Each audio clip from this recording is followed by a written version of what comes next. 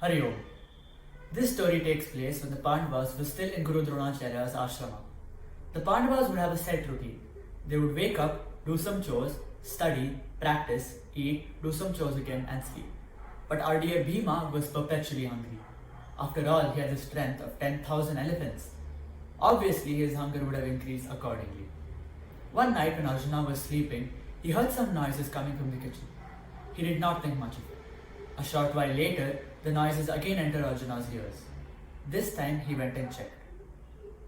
Arjuna entered the kitchen and it was pitch black.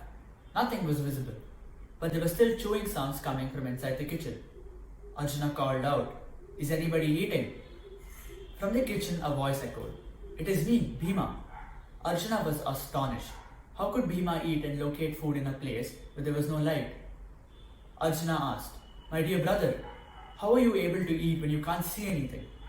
To which Bhima replied, "Arjuna, my mouth, the target, remains the same.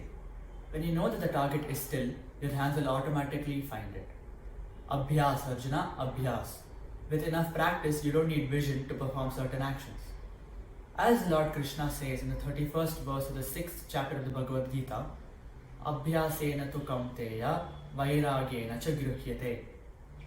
This indicates that anything can be achieved with enough practice and by giving up all that is unnecessary on the path to achieve that goal. Arjuna learned a lot that night. Darkness is no excuse to not complete a task. We have several other senses to train. If one path fails, there are several others. You only need to look. From the following day, Arjuna practiced archery every night. Soon he was able to hit targets by only listening to the sound. This is how Arjuna got the name Gudakesha, meaning the one who has conquered sleep. It also means the one who has conquered laziness and ignorance on a symbolic level. The message this story tells us is that with enough practice, certain actions become a reflex, a muscle memory, and anything can be achieved with enough practice. Hari Om.